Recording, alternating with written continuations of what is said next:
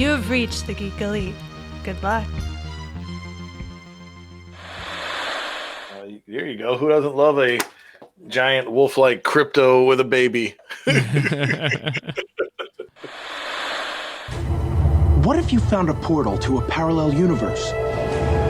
What if you could slide into 1,000 different worlds where it's the same year and you're the same person, but everything else is different? And what if you can't find your way home?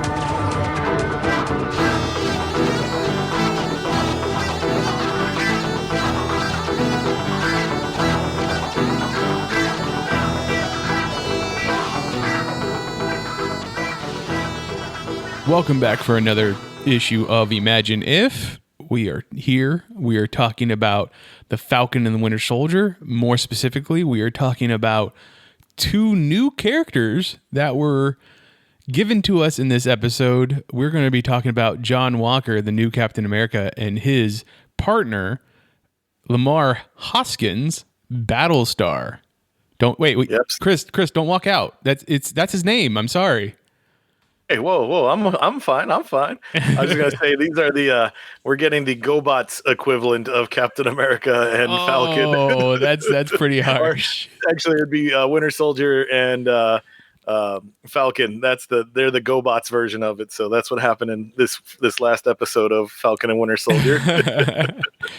But first, we will get into what is new on the spinner rack for a new comic book day, and get into a little bit of new news for comic book distribution. And always make sure to check our Patreon page for exclusive more material that you can only get there if you're one of our patrons. So Chris, what is new on this new comic book day? All right, so here we are at the end of March. So if you go to your LCS this Tuesday, you will see all the brand new DC products. What can you look forward to? Well, we have Batman Catwoman issue 4. Now, I got to say, I feel guilty. I haven't been reading this. I haven't even heard much talk. So I don't know if it kind of lost its flavor by having that much distance between Tom King's Batman run and then finally getting the conclusion. So I don't know, but I do want to jump into it. So maybe that's what I'll do this week. The new Adventures of the Flash. So Flash issue 768. So we are post Future State, current Infinite Frontier. And so now the quest is for the redemption for Wally West. I'm actually excited about this. I'm looking forward to seeing Wally be redeemed, be a hero again. Because while I may like Barry Allen a little bit more, I do have to say I've got to recognize what's going on with what actually has happened with Wally. So I think it's very important to remember that he was a hero. So sadly, at the start of New 52, he was left behind. DC Rebirth brought him back, but then he was basically destroyed in Heroes in Crisis. So now it's time to start the redemption of Wally West. So as a Hal Jordan fan, I recognize your pain, and I hope you Wally fans, I hope it comes out to greener, good pastures. The Future State, though, still continues. We have Future State Superman versus Imperious Lex number 3. So these are adventures written by Mark Russell. So I don't know if they will have any impact on the current Superman comics or not. But either way, if you've been invested in the story, definitely check it out. Other history of the DC Universe number 3 will be out. So John Ridley continues looking at the history of the DC Universe through other characters' eyes. And this issue looks like it'll be a focus on Katana. Interesting. Strange Adventures number 9 will be out, continuing the who knows what style adventures of Adam Strange as he is out there. But don't forget Mr. Terrific is a part of that story as well, so definitely get those characters. Now we're already at collected editions, so not much coming from DC, but we have Batman's Grave, the complete collection. So Warren Ellis and Brian Hitch teamed up for a year-long adventure of the Dark Knight. So if you just want to check out to see what craziness that they came up with, definitely check that one out. It's time to make Mitch remind him that his hero is old, just like all of ours. No, it's Green Arrow, 80 years of the Emerald Archer Deluxe Edition. That's right. Good old Ollie. He dyes his beard. That's the secrets. So we're going to get a time-spanning collection of all things Arrow in this adventure. Now, one thing that I'm excited about for Mitch's sake is Green Arrow Connor Hawk. He's definitely going to be in this. He's going to start getting some love again. So I'm super hyped to see the fallout from this adventure set. John Constantine's Hellblazer Volume 2, The Best Version of You, will be out. So if you want to get the Simon Spurrier Adventures of Old Johnny Boy there, definitely check those out. Justice League Odyssey, the team you didn't ask for that went into space. So if you want to continue on with that storyline by Dan Abnett, definitely check it out. This one features Cyborg, Jessica Cruz, Azrael, Starfire, and Dexstar, who eventually joined the team. So definitely get your ragtag team of superheroes there. Now, if we flip fences and go to the other side, we can head on over to Wednesday's release of all things Marvel Comics. So there will be Avengers Curse of the Man-Thing one-shot. Steve Orlando will take a team of Avengers and have them either help or hold back Man-Thing as he celebrates his 50th anniversary, if I remember correctly. So, man, our heroes, they're getting old. Beta Ray Bill is back in the spotlight, so Daniel Warren Johnson will be writer and artist on this mini series, I believe. So we'll definitely get to see what's going to happen with Beta Ray Bill in preparation for probably appearing somewhere on the big screen pretty soon, I'd wager. I'm guessing, so Thor: Love and Thunder, you're going to get to see Beta Ray Bill. And this is, I kind of feel like this is Marvel Comics' way of being like, don't worry, we haven't shown you all the characters in the movies yet. You can we definitely have a wider range of characters that you haven't seen in the movies yet that can eventually show up. So be prepared for Man-Thing to show up in Doctor Strange and the Multiverse of Madness, and Beta Ray Bill to be in Thor: Love and Thunder. Exactly. Yeah, they'll definitely play him out. Now, here's one I want to throw at you just because of the spirit of all things fun. All right, Mitch. Kilowog versus Beta Ray Bill. Who do you think wins that matchup? Stormbreaker versus the most powerful weapon in the universe. I don't know. It'd be really, really close. I guess honestly, I have to pull the Stanley answer and be like, it depends on who's writing. But if it's me, I guess I would go with Kilowog. Yeah, I think I agree with you that one. Like, it would definitely be close because both Bill and Wog are warriors at heart. Like, even if you take away Stormbreaker and the Lantern Ring, these two dudes would still keep fighting it out. But the only reason I think Beta Ray Bill loses is I believe he is part cyborg. So clearly, the cybernetics could eventually fail faster than Wog's body, in my opinion. Okay. But I do agree with you, true believer. It comes down to who's writing it in the end. And actually, nowadays, I can't even say I agree with that. I think it comes down to who's publishing it. Oh, fair. Yep. All right, let's see. Moving along, Black Cat #4 will be out. Definitely keep an eye on her books because this year there's going to be.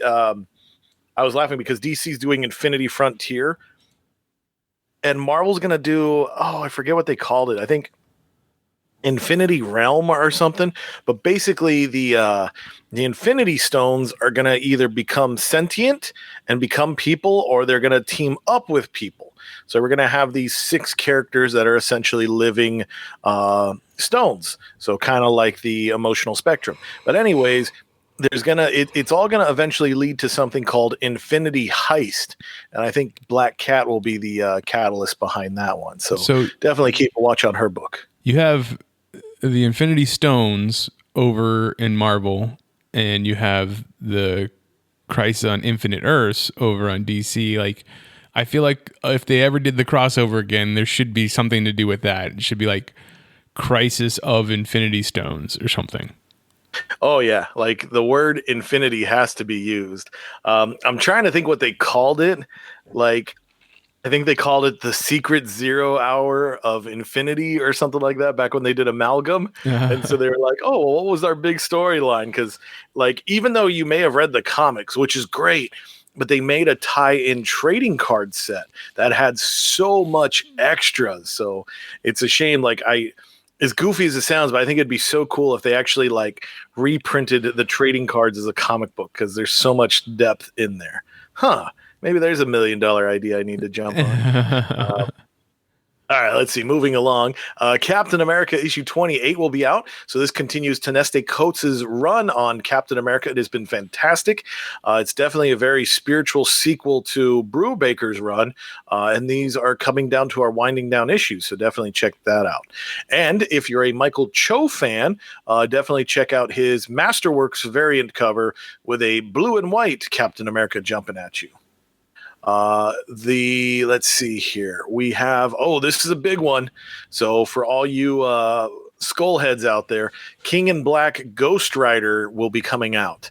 Luckily, I got to do an advance review on this one. So I will say, if you are shopping for King in Black, get it because you want to complete your collection, but know that the story really doesn't matter for King in Black. But if you are a Ghost Rider fan, pick this one up because as we know, what was it? Gosh, probably like 2-3 years ago now, Marvel did Damnation, which was a fantastic crossover. And it led to the heroes managing to get Mephisto out of hell and have Johnny Blaze become the new King of Hell. Well, you can't be the King of Hell without going a little insane, as we saw in the last volume of Ghost Rider. Writer Ed Brisson was doing some really cool stuff, had some great ideas, and sadly, by the 7th issue, the series was canceled. Thanks a lot, COVID. So with that happening, it definitely shut things down. But we are getting a conclusion. I think you'll be happy, Rider fans. I know I was. I enjoyed it, and I'm looking forward to what's next for Johnny Blaze and family. So definitely pick that one up. Let's see. What else do we have? Yes, King in Black will continue with Return of the Valkyries, number 4. So we get to see what the ladies are going to do against the Knoll in the symbiotes. What else? There is Marvel Tales Original Marvel Zombies number 1. Oh, sorry. That's just a signed special cover. But this one does crack me up because you and I, Mitch, we both remember when Marvel Zombies happened. Now it's like, oh, yeah, let's go retro. That scares me. I don't want things that I remember happening being disguised or discussed as retro. And just to not reiterate, but to refresh my memory, Marvel Zombies, I know the Marvel Zombie comics, like the original run, was written by Robert Kirkman, right? Obviously, Zombies, Walking Dead, yep. Marvel Zombies. Did he also write the Ultimate Fantastic Four storyline that introduced the zombie version of Reed Richards? I was thinking that too, but luckily I pulled up the comic book solicitation in advance. And actually, and for those of you that are back issue shopping, go out and buy Ultimate Fantastic Four issues 21 through 23, because that will have introduced the Marvel Zombieverse. And that is actually written by Mark Millar. That really crazy Scottish Brit out there just mucking everything up. And it had some beautiful art by Greg Land. So, yeah, they were the ones that created the idea, which then was launched over to Marvel Zombies number 1 back in 2005, a golden age of comics. No, but Robert Kirkman was helmed to write that one. So, yeah. Woo. And then Sean Phillips was the artist of the original one. So, yeah. Wow, that's crazy. That is crazy. All right, let's see. Silk number 1 will be out. So the Cindy Moon is going to get her own series, which is going to be exciting because I know they've got some plans for her. So I'm very excited to see her get back on the newsstands again. And there's a ton of covers. Yeah, she's had 3. Now, it's not fair to make it sound like she's gone through these things quick. It's just more or less Marvel. They know character struggle, so new number 1s are great. So she's been the sad victim of Marvel Now, Nower. Now that's what Marvel calls now, So every time they would revamp the Marvel Universe with its publishing brand, they were like, hey, let's just take Silk and give her a brand new number 1. Yeah, that's such a bummer. I think she would be great. Like if she can't, like if this series doesn't hold, which I don't see why it should hold. But I would love to say, like, have a Daily Bugle book and she could actually fit in very well there because she does have a relationship with J. Jonah Jameson. Like, I think he knows her secret identity and background. It's like, well, why not? Why not have those two working in conjunction with each other? That could be really awesome. She is a great character, and she's been great since her introduction. It's unfortunate that they haven't been able to do more with her, where that it's stuck, kind of thing. In a world where Marvel loves their spider characters, like, this is a great character for them to keep going forward with. And I assume that she has to somehow link in with the King in Black storyline. Sadly, she's probably, if she did, she was just like, in a panel, nothing major to her. That's unfortunate. But even then, truth be told, Spider-Man's barely in this King in Black story. It's definitely more focused on Venom and the Avengers, if anything. Yeah. Okay. But speaking of Symbiote Spider-Man, King in Black #5 will be out. So this is a what if happening in real time with a real Marvel Universe event. So in this universe, Peter Parker kept his symbiote, and now Noel has found Earth faster. So I don't know if it's necessarily set in the later 80s or if it's just if he had kept the suit and we're here and now. But I do like looking at this cover because we get to see the old school Rocket Raccoon when he had his costume. Looks like we've got Photon there, potentially Kang, and I think the Black Knight. I'm not too sure who that helmeted person might be. Has this book always been written and drawn by Peter David and Greg Land, respectively? Like, I didn't know. Pretty much, yeah. Wow, I didn't know the two of them were working together. Because Peter David is just... I mean, he's a good guy. He's not ready for modern Marvel comics, as we saw with his last stint on Ben Reilly. Right. So it's just best to say, hey, you're a good name. You're a good writer. Where would you like to be? And, I was like, I want to go to 1986, fans. So there we go. He sounds a lot like Stan Lee. All my characters sound like Stan Lee because they're that great. Let's see, moving along. The Union #4 will be out. So if you want to get your fix of British superheroes, that's definitely the place to go. We will have U.S. Agent #4 out. And if we look at this cover, now again, you can never trust a cover, but we see Battlestar. So is this a reuniting of John Walker and Hoskins, or is it just teasing us? We're not too sure. Definitely, this has been a really good timing for this storyline to go on. Yeah, very much so. Now this is issue 3, right? Or issue 4. Is it issue 4 of something, or it's either 4 of 4 or 4 of 6? Oh, okay. So it is a limited run. It's not a ongoing. Yeah, no, it'll be a limited run, not an ongoing. Unless, hey, maybe if this does well enough, and I know Christopher Priest, he definitely loves to keep stories going. So who knows? That's up to you, true fans. Let's see. Continuing along, though, we have X-Men Legends #2. Fabian Nieska is bringing the angst back in comics because we need that.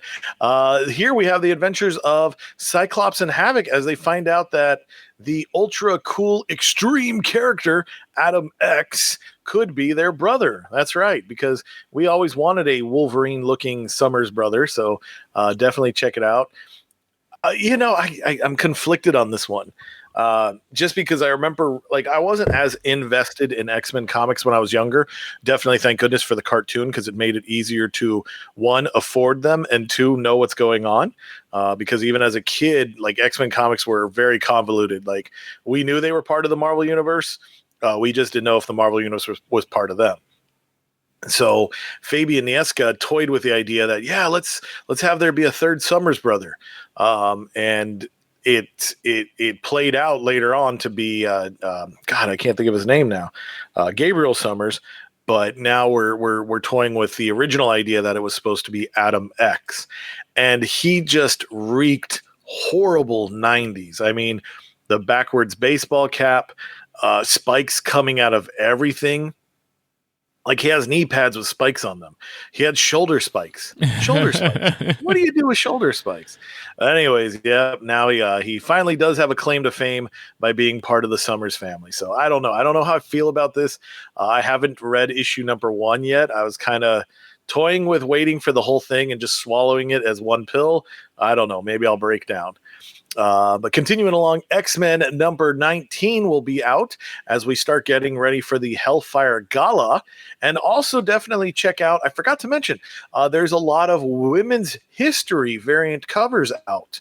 So if you are interested in seeing some of the fine Marvel heroes being represented very nicely during this Women's History Month, you can definitely check out Black Cat number 4 for a... oh my God, Felicia Hardy. There we go, for a Felicia Hardy cover. We also have... I'm really surprised that they didn't have one for the Return of the Valkyries. But Silk got one, so Cindy Moon has one herself.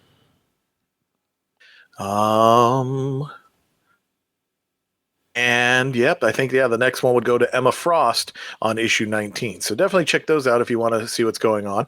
Now we'll jump to our collected editions. So Avengers Academy will be having its third complete collection. I would recommend this one. I was very surprised. I think I wound up picking it up by accident just because at that time it was like, we were fresh out of the Civil War. Let's see what's going on. But it was a great series. It had really interesting new characters that had wild struggles. So I definitely enjoyed it. I remember looking at the cover here with Hazard on the front, and I just remember, like, granted, it took me back to the early days of Rogue, but it was just really nice to see that same struggle handled differently by a different character. So I think Christos Gage did a great job with this series. Did you read this one as well? I did. I very much enjoyed it too. Now it's not is this the one where the kids were being taught by Hank Pym? Or is this the one we got the introduction to a whole bunch of new recruits for the initiative? Well, I know they were part of the initiative. I don't think they were PIM'd just yet. I think they were still working officially for the government. Okay, so this was like, I couldn't remember who their trainer was, but he had that gauntlet because he had that gun arm. Yeah. So this is the book that introduced us to MVP. Then. Yes. I love that book. So. Yeah, that was definitely a fun time. So I would recommend that. It's like I said, we're on volume 3, but it is well worth it. Definitely go out there and get volumes 1 and 2. I really hope that I think it's very much a long shot, but I would really hope or really dig it if Falcon and the Winter Soldier introduced us to MVP. Ooh, that would be something. Just one, so that way we could see that costume. But clones, that gets me one step closer to Ben Reilly, so that makes me happy. All right, let's see. Moving along, we have Avengers by Jonathan Hickman, Complete Collection Volume 4. So this was a post... oh my gosh, no, this wasn't. So I forget what era of Marvel we were. I think we were just Marvel Now. So if you definitely want to check out his Magnus Opus on his Avengers run, definitely check that one out. Fantastic Four Antithesis, the Treasury Edition will be happening. So this is Mark Waid, Denny O'Neil, and Neil Adams, and some special artwork by Mark I cannot say names today. Ringo. So definitely check that one out. Some beautiful stuff there. Shang-Chi by Jean Lun Yang will be out. So if you definitely want to get a early sneak peek about Shang-Chi, definitely check that one out. And there will be another collection, Shang-Chi, Earth's Mightiest Martial Artist. So they're definitely getting him ready for his upcoming action film. So definitely check that character out there. And that is what will be on your spinner racks. There you go. Yeah, we have spinner racks for the big 2 right there. Speaking of Shang-Chi, we did get news that Disney is pushing back their release dates for Black Widow and Shang-Chi. Black Widow will go to July 9th, and that will be released in theaters and on Disney Plus at the same time for a premiere access fee. Shang-Chi will get moved back 2 months to July, August, September. And then 2 months after that, in November, we'll be getting Eternals. So Eternals doesn't move, but Shang-Chi does, and so did Black Widow. Interesting. we were all wondering if they were going to end up releasing Black Widow as a premiere access movie on Disney Plus. Surprisingly, they did, but they also pushed back the release date 2 months from May to July. So, yeah, that's very interesting. I'd be very curious to see the behind the scenes, like for the story writers. Like, did they have to do any major changes? You know, kind of like we were saying earlier, where it would have been great because Black Widow should have happened by now. So, would we have seen Taskmaster be a part of Falcon and Winter Soldier? So, that would definitely be a good question that I'd love to get answered someday. very good question. Other big news that happened in comic books this week, Chris, take it away. Well, so Diamond Comics Distributors, not a long time, I guess about a year ago, was the monopoly. When it came to the direct market distribution of comic books, it was all there. And then COVID-19 happened. Diamond closed their distribution centers, and that kind of caused everyone to not have product. So DC I guess I'll say it this way, DC got tired of it, so they stepped away. And that was huge news. And now it's even bigger because Marvel Comics has said goodbye to Diamond, and they are saying hello to Penguin Random House as their new distributor. So it might not affect us per se, but it definitely is going to change the market because Diamond, as I said earlier, they were definitely the monopoly, so they didn't have to worry about stuff. I've talked with comic book owners, and there were times where they were not too happy with Diamond's customer service. There's always two sides to every story, of course. So not being able to get direct information from Diamond themselves, but this is huge. I don't think it'll affect us as comic fans when it comes to our Marvel product because it'll still be put out there. Diamond will still be able to sell whatever Marvel product they have in their warehouses. So some of their now back issues, trade paperbacks and stuff like that. Diamond Select Toys still has their licensing and relationship with both Marvel and DC, so those products will be out. I think what's gonna happen though is this is definitely gonna hurt the independent market for independent comics because with Diamond generating so much revenue from the big two, it obviously meant that they could take a little bit more of a risk on independent comics. But now with the big two being housed elsewhere, this might be interesting how the qualifications will be to get comic books out there if you're part of the third parties. So that's where I'd be curious to see what the fallout's going to be. But yeah, Diamond basically said, they had about a 40-year relationship. So it's crazy to realize that those two have been together that long. That puts us going back to like the 1980s. I'm surprised. I really did not see Marvel saying goodbye. I think this could be interesting though, because now with Marvel having Penguin Random House as their distributor, I think this might also open the door for other types of books outside of comics to start happening. So maybe more teen prose novels, more of the DK style. What's the proper word? Guides, how they'll have those history books and encyclopedias. So I think we might see more stuff coming out of there. So huge news. It sounds like for the most part though, from what I gleaned of writers and artists, they're definitely excited about this new relationship. So time will tell.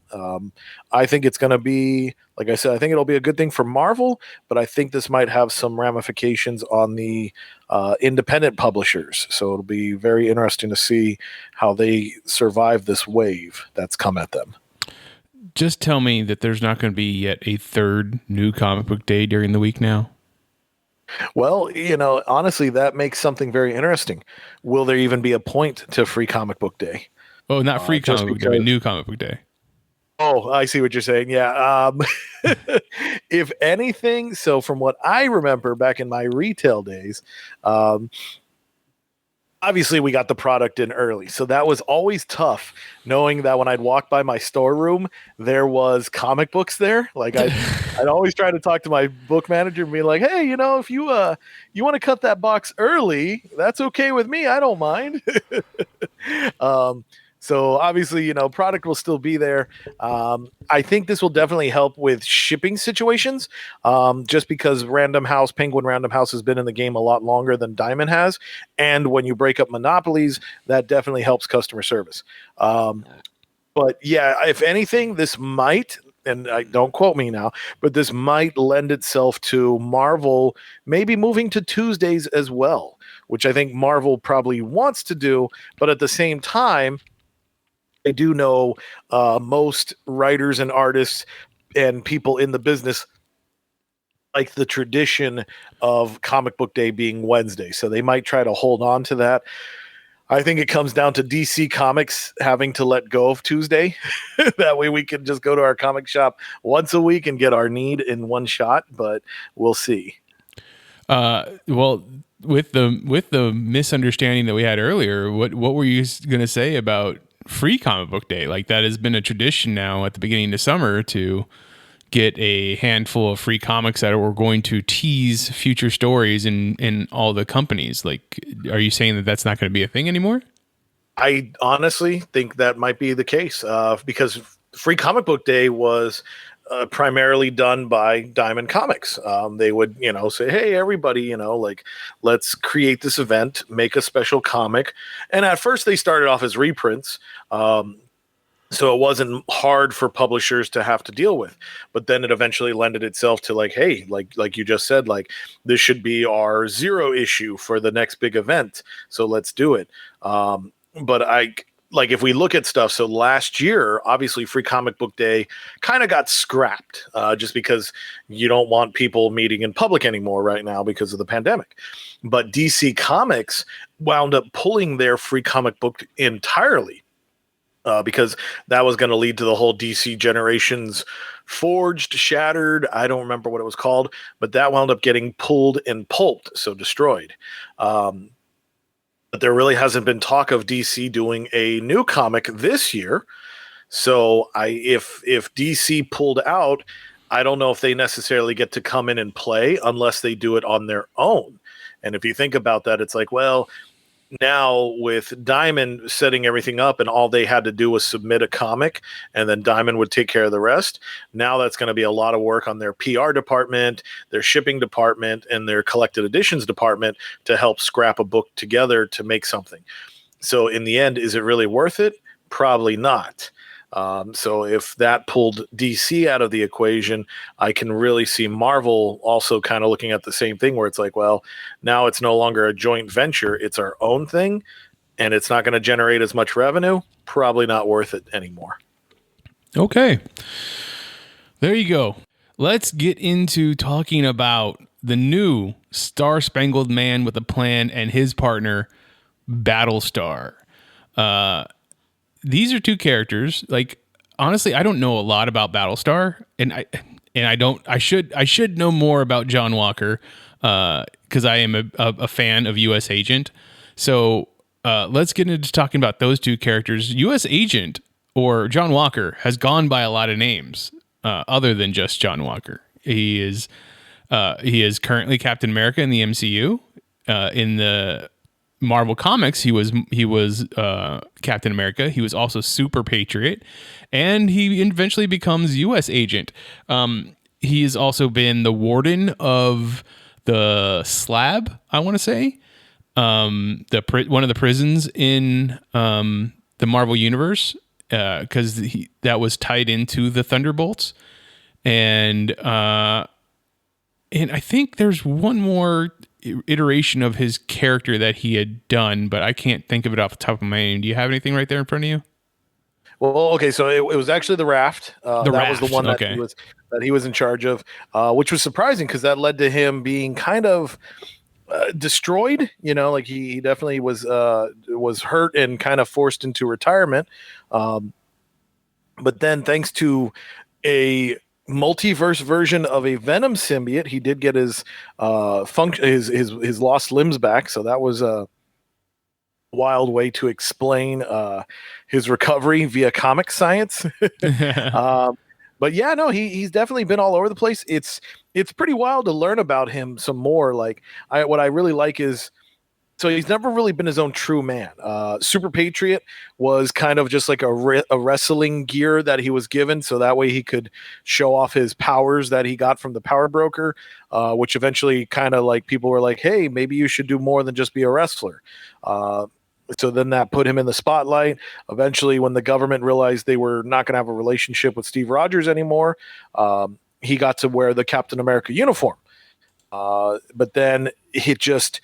whether you could say it's his own personality or maybe it was the powers, but he just was not of sound mind to carry that big of a title. So eventually he was stripped of being Captain America, and sadly some crazy stuff does happen to him along the way. But then he takes up Steve's used laundry again to become the U.S. agent.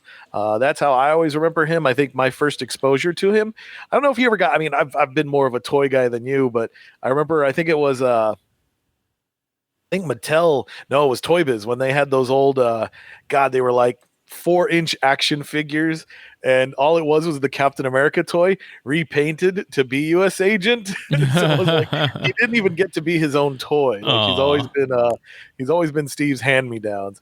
But he's been an interesting character. I've mostly seen him in team books. I remember when he was part of Force Works, so that was definitely the edgy 90s inksy superhero team with attitude. I do remember seeing him in the Iron Man cartoon. I don't know if you remember that. Then I think the next time he pops up in my life was when he was part of the Invaders. So, he was running around. This time now he's like, no, I'm Captain America. Call me Cap. And the rest of the Invaders are like, no, we know Cap Steve. We'll just call you John. So he's always been kind of the oddball guy. Then he was sent to Canada to be the leader of Omega Flight. So I do remember that. I remember him being part of the Mighty Avengers. And then I just kind of lost track of him. I know he's popped up in some stuff. I found it real interesting that when he had his confrontation with Sam Wilson, that played out a lot differently behind the scenes than what I initially thought. So that was that's a neat moment of character growth for him, I think. And as we see right now, he's got his own U.S. Agent miniseries. So that's kind of yeah. And the one name that I had forgotten that he went by during the Hero's Return in the Morgan Le Fay verse, he was Liegeman. Oh, okay. Yes. Yeah. He, and even then he kind of basically, from what I can remember of the art, his costume was like, hey, let's just take Captain America's costume and draw it in different colors. Yeah. Captain America was Yeoman America in that. That's right. That's right. Spell verse. I remember that. Okay. So as Super Patriot, Captain America number 323, as Captain America, he was Captain America number 333. And as U.S. Agent, Captain America number 354. So all kind of relatively within the same 3 years. Those were his first appearances, created by Mark Groomwald and Paul Neary. What are some other characters that Mark Groomwald has created or prominently written? If you can think off the top of your head, didn't he do some Green Arrow stuff? I don't know if he played much with DC. I know he definitely he was a big tour de force behind the scenes. So he gave us oh my gosh, what's their name? Squadron Supreme.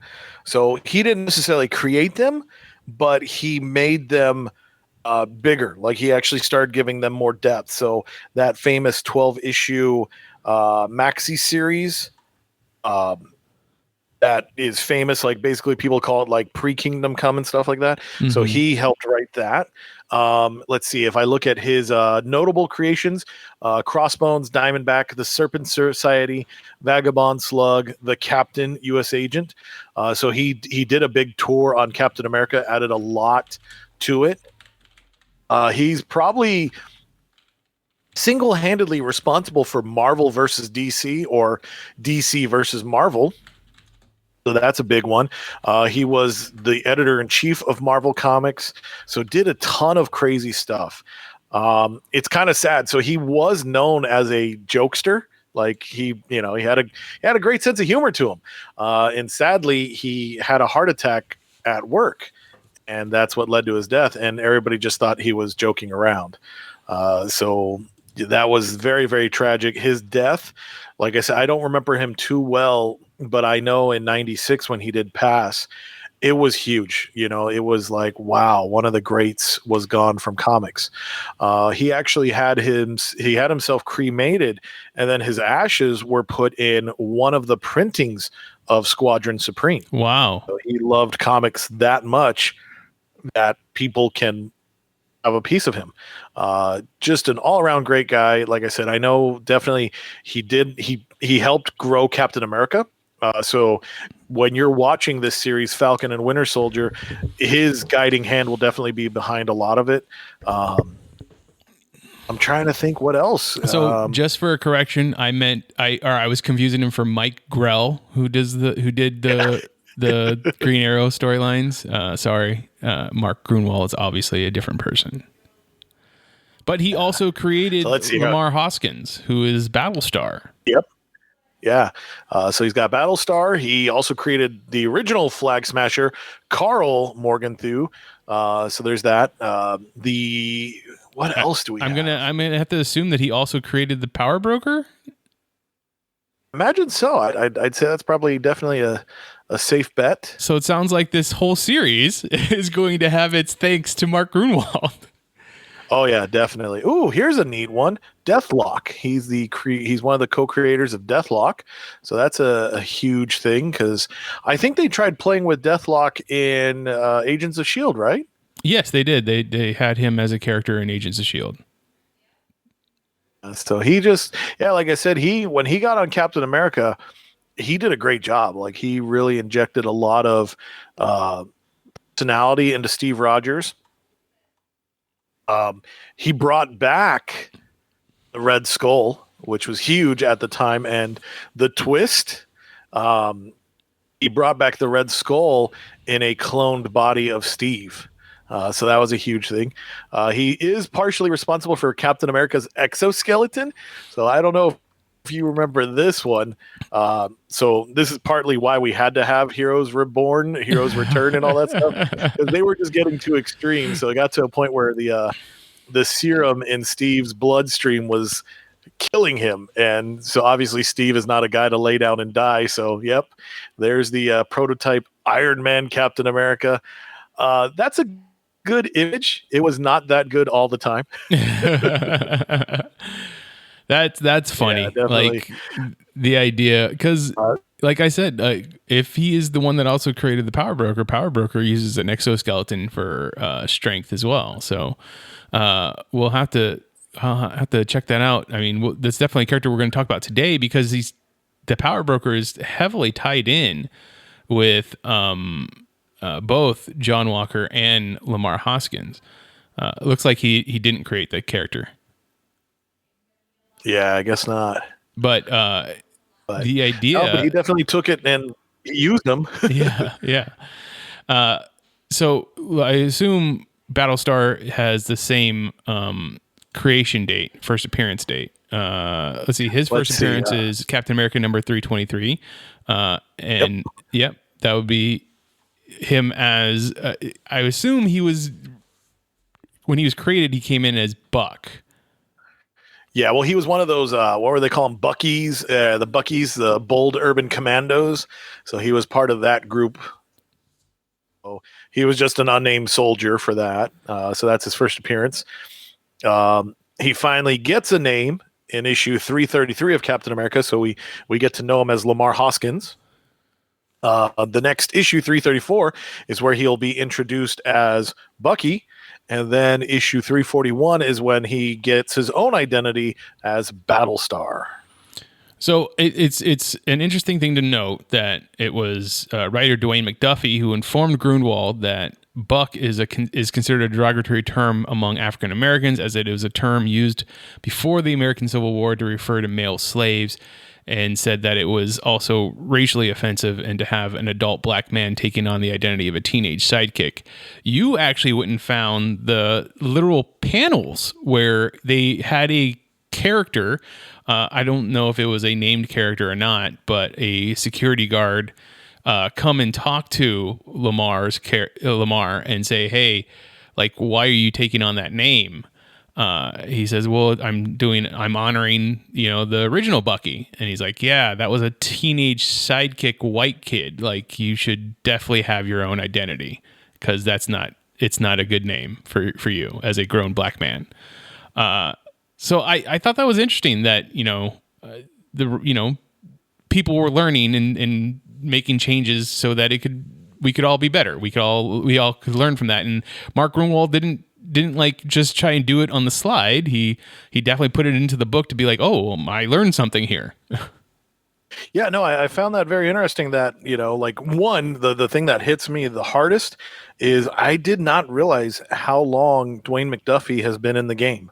Because that puts him at least back in the 80s. So I really want to do a deeper dive and learn about where he started his early time in comics. But yeah, the fact that, here's two men, different backgrounds, and it's like, hey, just in case you didn't know, here's what this connotation can be. Because, obviously people are like, well, it's honoring a World War II hero. But yeah, do you as a grown man want to be named after a kid? Racial tensions, obviously they're always high. So then you toss that into the mix as well. So I think it was great that, because part of me even feels like, yeah, like when they were doing that comic, it's like, hey, this guard basically is the voice of Dwayne McDuffie. He's kind of explaining that. And I think that's even important too, because as we grow up, as we learn more about our heritages and stuff like that, it's like, yeah, here's these words that get said, but it might not mean much to you, but here's the history behind that word. And it's like, well, it's up to you to be ignorant of it or not. And I think that was a huge moment where there was a learning moment, and that's always great to see in comics. Now, I also thought it was interesting in the actual episode when we had Lemar actually introduce himself as his code name. It was Bucky, who was like Battlestar, and like just got off the vehicle. He's like, all right, I'm out. That's a ridiculous name. Yeah, I mean, there might be a little bit of a tongue in cheek where it's like, oh, you can't have my name. I don't know. I think to me, it kind of like, I feel like Bucky's definitely somebody that, like, Battlestar, really, like, it's because when I hear Battlestar, I don't know about you, but like I think of a ship, like this is the USS Battlestar. So it's definitely making Captain America seem because even if we go back to the first movie, Captain America the First Avenger, Bucky did give some crap to Steve. It's like, hey, why don't you go back on your stage and dance? The rest of us are going to be fighting a war. Yeah. So I think he definitely feels like, bam, that's the legacy. It went from being a hero to now being an actor high-fiving people on football fields again. And now even the role of sidekick to Captain America is, played to that regard as well. Yeah, like, I mean, if you look back at the comic books, like the character of Bucky was just Bucky. Like he was Captain America's sidekick, but his name is James Buchanan Bucky Barnes, right? Yep. It's just his nickname. It's not like there was a secret identity there. So you go back to the movie, and yeah, he doesn't take on a silly code name. It's not till Hydra gets a hold of him and creates him into the Winter Soldier that he gets stuck with the name Winter Soldier. Like it's almost a weight around his neck, and as we see it progress in his therapy, that if people call him the Winter Soldier, that's the assassin, that's the bad guy. Of course, in the comic books, we've seen him embrace that name and turn the Winter Soldier identity around and made him a good guy. Still does the things that maybe Steve Rogers wouldn't do, but he's somewhere in between Captain America and the Punisher, right? Like he rides that line. closer to Frank's side of things, but yes. But the idea of taking on a silly code name and Battlestar being a silly one, like I would really like to have sit down with Mark Groomwald and be like, how'd you come up with the idea? Like maybe I get it with the costume of the red, white, and blue, and there's a white star right in the middle. So there's your star. And what does he do? He fights, he battles. So Battlestar. Like, Well, actually, so we owe it to Kieran Dwyer, okay. the name Battlestar. Yeah, he was the one who ultimately suggested it. And this is wild because I'm cheating here and I'm looking at his backup page. So this is pretty wild. Once his parents divorced, Dwyer's mother met and married John Byrne. So it's like, holy cow, that's crazy. So like, like, hey, your stepdad is a huge comic book artist writer. So it's like, that's pretty cool. So that definitely probably helped him get in the business. And I know John Byrne definitely, did some great Captain America stories as well. So yeah, so that's kind of cool that family gets to have that touch in there as well. Did it say why it is they called him Battlestar? Like where'd that come from? Let's see. Groomwald recalls the search for a good name for a partner to Cap is a whole half hour unto itself. We came up with every single name, which was vaguely patriotic, vaguely military, and yet stood on its own because someday these guys may split up. So finally, the name Battlestar, which checks, okay, it's patriotic, it's military, and it can stand on its own. All right. So good job, Kirion. There we go.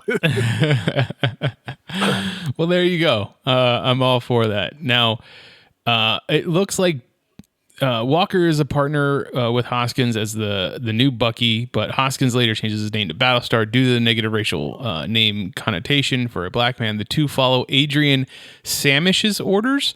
Walker is trained by Freedom Force, the Guardsman, and the Taskmaster. Taskmaster training focusing on teaching him how to use the Captain America shield, and goes on his first mission against the Watchdogs militia group. What's the Freedom Force and what's the Guardsman? So let's see here. From what I can remember, I think the Guardsman. Let's see. Okay, so the first one we're talking about is Freedom Force. I think that's kind of a play. Like I know Mark Gruenwald kind of went into Captain America with the idea of, okay, we've got, homegrown terrorism to basically call it out flat faced. So it's like there's people that can love America so much, but they actually might be dangerous for it. So for the most part, Captain America has always fought overseas, like, oh, here comes a threat from Europe, clearly they're the bad guy. But things don't always come out from that side of the world. So definitely they, actually I think I'm confusing that more with the Watchdogs. So let's see, Freedom Force itself, that one I don't have too much information on. So let's see. Okay, so they were at one point, so Freedom Force then was basically mutants working for the government. So Valerie Cooper, I'm sure we've heard her name a lot in the X-Men comics. So she's a government liaison and she's offering pardons. So this kind of sounds very Suicide Squad-ish. She basically manages to get Avalanche, the Blob, Crimson Commando, Destiny, Mystique, and Pyro to be her initial mutant team that will go out there and fight. So at one point, Mystique was the leader of the Brotherhood of Evil Mutants, but then eventually they were captured and then brought over to the government side of things to do dirty work. Spider-Woman eventually winds up joining paths with them. So Julia Carpenter, because she actually is considered a mutant, she was part of the team. Spiral joins the team. Then two characters, Stonewall and Super Saber. I don't know exactly who they were, but they did that. So they were a government sanctioned team that does things. They're not always good guys. It's like they might be like, oh yeah, we'll save somebody at the cost of somebody else. So that's where they were in that regard. The Watchdogs themselves, so in this case, these would definitely be that homegrown terrorism where it's like they are symbolizing censorship and repression. So it's like, well, in order to save traditional American culture and values, they're going to fight against indecency, immorality. Oh my gosh, I can't talk now. Immorality. Morality and then sexual perversions. So they were very strict on their family values, and anything outside of that clearly was wrong. These people definitely went as far as to killing to prove their righteousness. So yeah, they were definitely something else. Those are the people that their message, when you dig deep, is ultimately super scary. And I think they're a great Captain America set of villains, because it's one of those things where sometimes we can hear something that's wrapped up in red, white, and blue, but it's unfortunately going to cause a lot of red to have happen. Yeah, and it sounds like the ahead. Guardsmen are also a bunch of government issue power suit people, like Yes, Iron Man's armor. So it's funny that the characters that would go on to train John Walker to be Captain America are government people. In the show, very much in the series, John Walker has received all these awards, like as a soldier, before becoming Captain America. Now, Steve Rogers did not receive any, awards or commendations or anything like that before becoming Captain America. He's the guy that would jump on the grenade, right? Like that's exactly what he says, and he's ready to risk his life. So the idea of John Walker is very much a government idea of this is who we want to be Captain America, not a kid who we have no control over. This is a good soldier. John Walker's a good soldier. He's going to take orders. He's going to do what we tell him to do, and that's exactly what we're getting this time around. Yeah, they're using him as USO propaganda also, but they obviously give him a long reach in the official stuff. How else would he been able to get Sam and Buck out of prison in Baltimore, or out of jail in Baltimore? Sorry, because he's higher ranking. He even said something about I gave the order. Like he has a high rank, and he said something about like I know a thing or two about being a captain. I don't really understand ranking in the Army. Is he above captain? Did he like kind of take a demotion to get to Captain America? Well, it's one of those things where, like, even though Captain America, it's a title. I'm sure if Steve was in actual, comic book military, he would be probably, 4-star General America, but that just doesn't roll off the tongue as well. Right. Captain America is definitely the thing. So it's like, yeah, he's probably been like, I think when he says, I know a thing or two about being a captain, it was like, well, yeah, he's probably captain of his football team, captain in, I think he's Army. So he was an Army captain. So now it's like, okay, well, now I'm just Captain America. Yeah, this won't be hard at all. I'm just playing a part. It'll be easy. Okay, so yeah, that's what I was thinking. But he obviously is still part of the military. Like even Sam points it out, as like, hey, Buck and I are free agents. You guys are still a part of the military. You can only do so much. We are able to somewhat bend the rules. Which honestly, I didn't think of him as Sam being a like contract soldier, so to speak. Because of that first episode where he's flying in and out and grabbing that hostage and stuff like that. But I guess, yeah, sure, he could be private security technically. Well, now it makes sense why they used him for that, because obviously the government's like, well, look, we don't want this plane and hostage to be taken, across border lines. But if we are seen doing it, then it's an act of aggression, which can lead to an act of war. So it's like, hey, Sam, like you do have military ties, but ultimately your classification is as an Avenger. So that puts what we want to have happen without it being considered a government action. So it's like, So it really makes me look back at episode 1 a lot differently. I'm like, oh, okay, I didn't view it that way. So that's kind of neat. And then so in the end it's like, well, all right, it's definitely beneficial for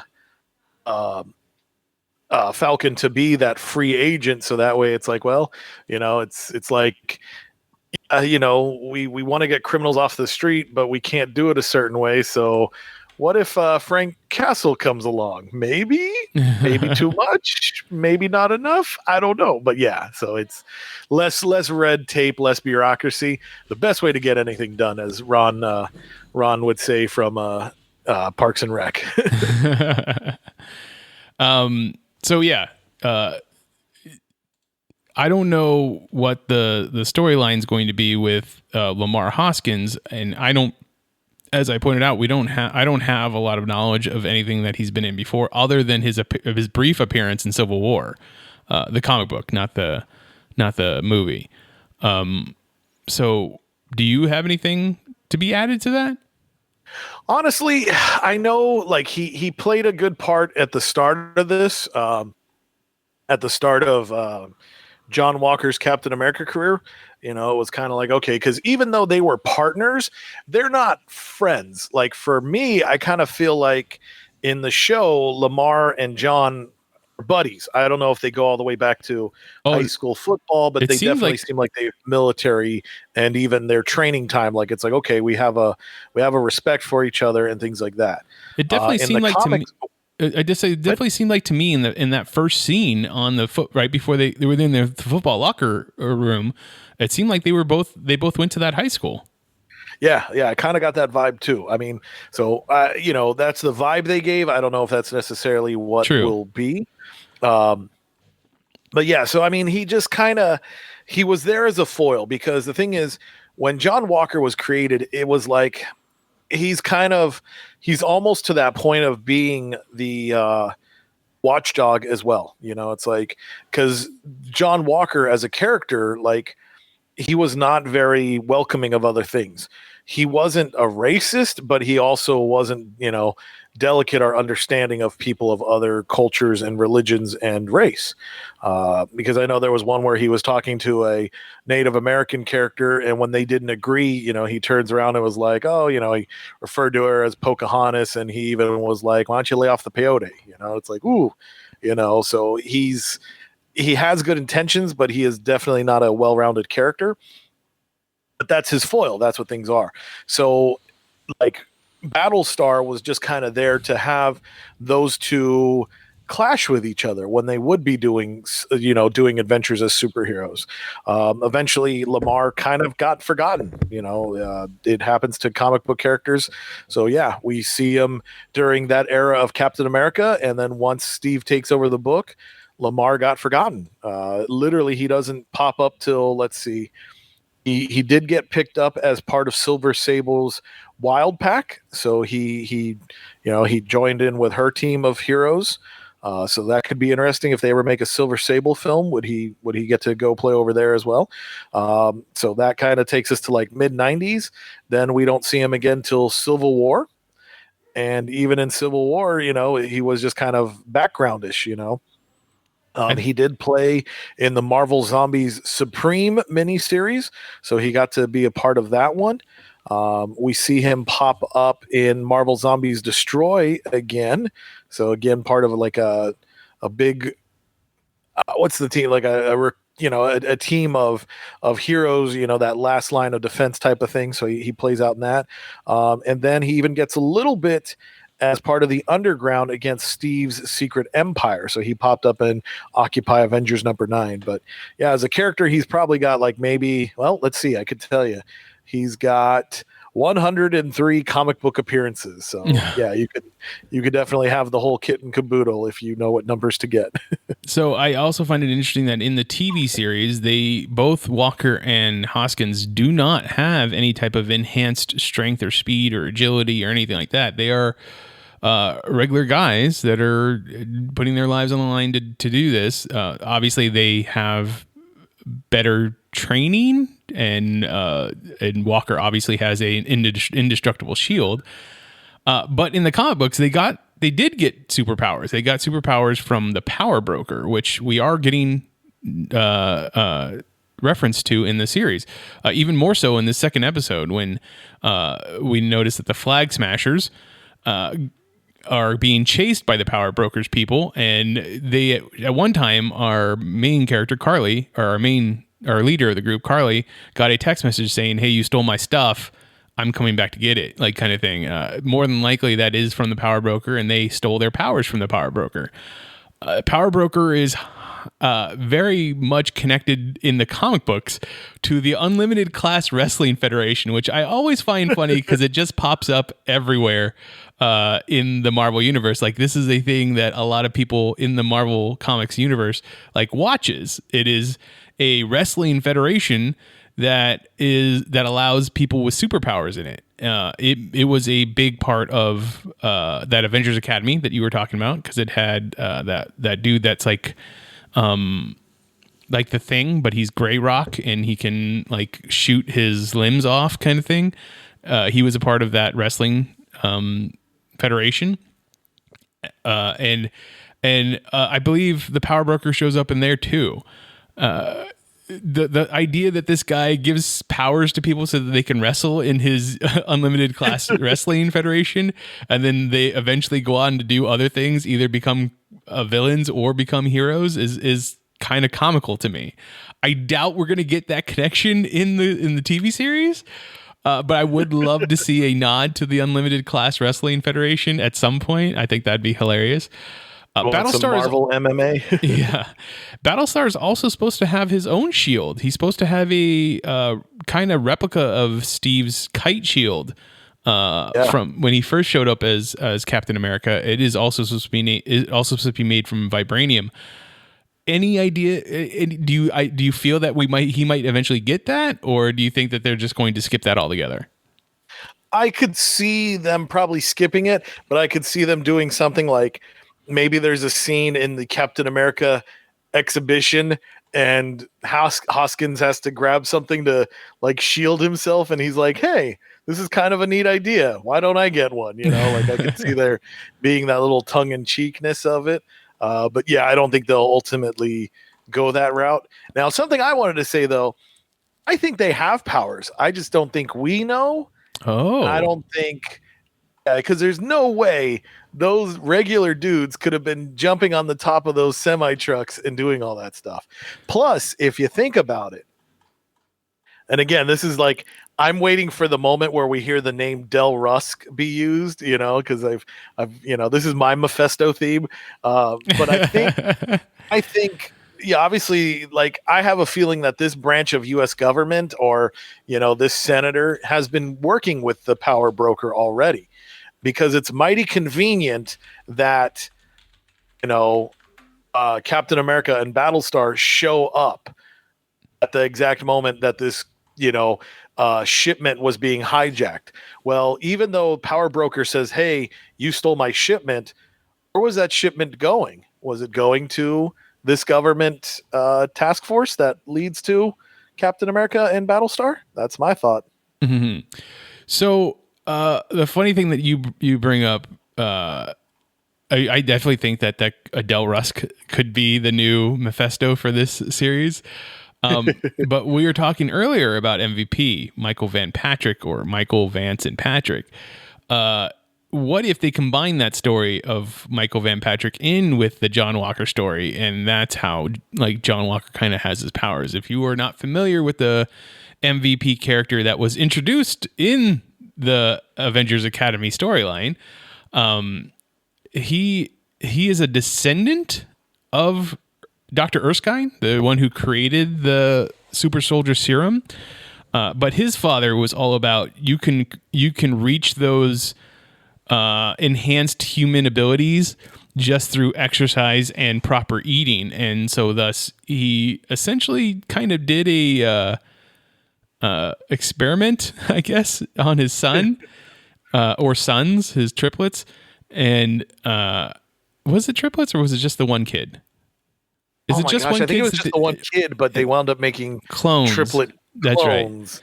So yeah, the first kid like has all those abilities just from proper eating and exercise. He didn't need the super soldier serum, but he does have enhanced abilities. Take your vitamins. That's right. So if they were able to incorporate that story in with John Walker, I think that would be kind of interesting. That could. So now having John Walker be a descendant of Erskine, that'd be a wild twist. That's for sure. Plus throwing in the spoiler that you did not want to give about where John Walker grew up, like you kind of can combine all that together. Yeah. Well, that would definitely, that gives him the desire for vengeance. That's for sure. I also think that you had a nice, interesting theory on where they're going with the Flag Smashers and them combining that story with somebody else. Yeah, okay. So the Flag Smasher is a dude. It is a one person, not a terrorist group. So when we first meet um, Johnny and Lemar, they are part of a group called the Bold Urban Commandos. So they get nicknamed Buckies, and it's just a bunch of shirtless guys in blue cargo pants with Captain America cowls causing chaos. So, they'll be the ones who, you know, go to a building, like Bank of America or something, and the stock market, and they're just doing their craziness to disrupt and cause chaos. Their leader is actually John Walker. So it's crazy to be like, wait a second, like, why would the government pick these two dudes? But anyways, in the MCU version, I'm thinking that's what they did, was they took this idea of the Bold Urban Commandos, because they're definitely, their thought process is to, put the government and the country back to old-fashioned values. And what are old-fashioned values? Well, whatever makes these people happy. They only have a 2-issue appearance. Issue 323 and 333. Or sorry, a 10 are... They only have 7 appearances. That's the word. I should know this for math. So they only have 7 appearances that range across 10 issues. So it was just a quick, bold idea, but I could definitely see where they kind of fit in with the idea of the Flag Smashers. They're going in and they're causing the chaos, as we saw in episode 1, where it's like, okay, well, they want to create this theft, but you have all these people put on a mask and run around and pass around the loot that's been taken. So that kind of felt like something that those Buckies were doing. So I think that's what my guess is. I'm thinking that the Marvel writers were like, well, hey, we could kind of get these two ideas, amalgam them, and then call it what it is. So that's where I'm thinking that comes from. I can definitely get behind that. I think we're going to get a very big mishmash of storylines and characters, but I think it's being done well, if that makes any sense. Yeah. All right, Chris, is there any other storylines or interesting tidbits that you'd like to throw out about these two characters as we close up? Well, I would definitely say, I'm trying to find it real quick. So obviously there's a lot of stuff being collected right now that features U.S. Agent, aka John Walker. I would say pick up the new series by Christopher Priest. Christopher Priest is a great writer. He's done a lot of amazing stuff. But then I was also looking here during the U.S. Agent time. So there was a part that says that John rescues Battlestar from the Power Broker. The two reconcile their relationship, but then sadly John learns that his memories had been altered and his parents were dead. Now, the writing on this is interesting because I don't know if they're trying to convey the fact that that's John's memories or if that's Lamar's memories, but it looks like it's definitely a touching series with the two. So I would recommend going and reading Captain America issues 376, 377, and 378 if you want to look at a examining of their relationship with these two men who served as partners in the war against crime.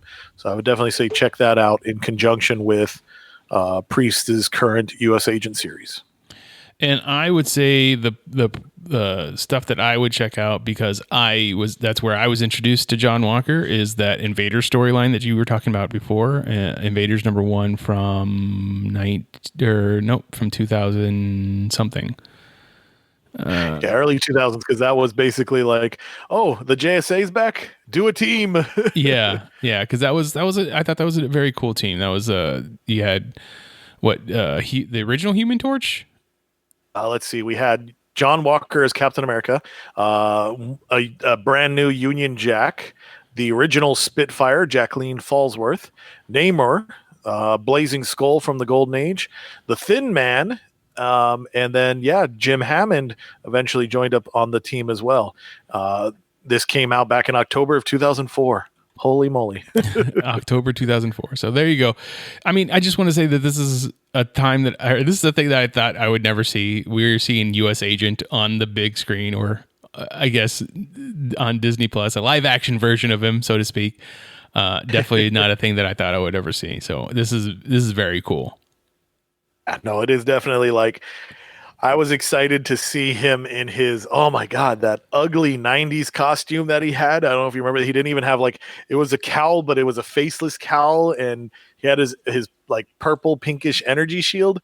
But when we got to see that on the cartoons, it was like, oh my gosh, how cool. Now we have, Star-Lord's brother playing the part on TV on our Disney Plus. So how cool is that? So very cool. Exciting. Very cool.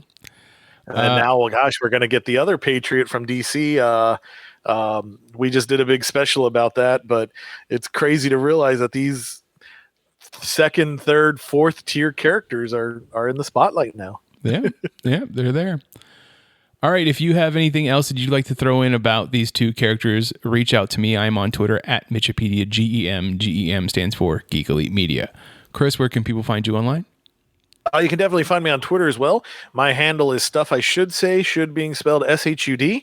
And then obviously check out Geek Elite Media for all my writings on their website. And then check out AIPTcomics.com for my reviews of current comics.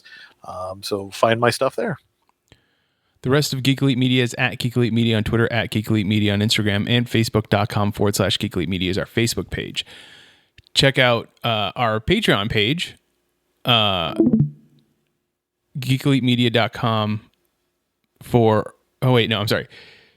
Check out our website, geekelitemedia.com, for archived episodes of this podcast and other podcasts on our network. Then go to our Patreon page, patreon.com/geekelitemedia, for bonus material of this very episode that you can only get there if you're one of our patrons. Then, whatever podcatcher you use to listen to us, please rate and review us because it helps spread the word of our network. But until next time, this is Imagine If on the Geek Elite Media Network, saying always remember to geek out. This concludes our broadcast. Beep.